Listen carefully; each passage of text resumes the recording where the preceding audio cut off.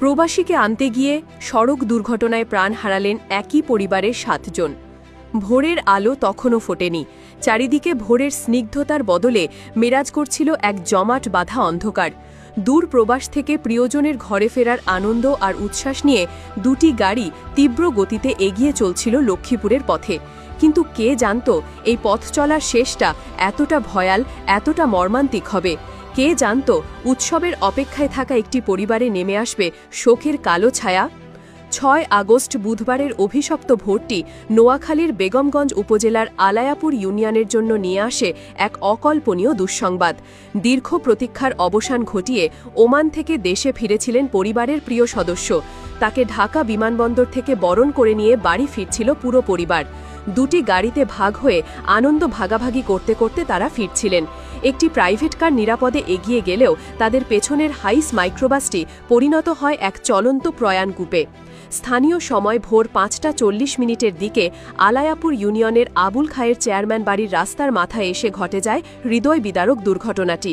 ক্লান্ত চালকের চোখের পাতা হয়তো এক মুহূর্তের জন্য এক হয়ে এসেছিল, আর সেই মুহূর্তের অসতর্কতাই কেড়ে নিল ৭টি তাজা প্রাণ।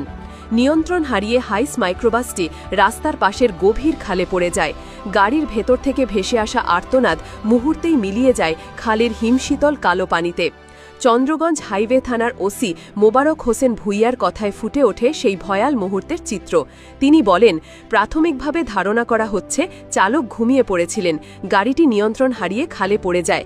কয়েকজন সৌভাগ্যক্রমে বের হতে পারলেও ৭ জন ভেতরে আটকা পড়ে যান। যারা বেঁচে ফিরেছেন তাদের চোখের সামনেই প্রিয়জনেরা তলিয়ে গেছেন অতল অন্ধকারে। এই দৃশ্য তাদের তাড়া করে ফিরবে আজীবন। এ বিষয়ে বেগমগঞ্জ মডেল থানার ওসি লিটন দেওয়ান বলেন, রেকারের সাহায্যে দুর্ঘটনা কবলিত গাড়িটি খাল থেকে তোলা হয়েছে। ওমান প্রবাসী বেঁচে আছেন। দুর্ঘটনার পরপরই চারপাশ থেকে ছুটে আসেন স্থানীয়রা।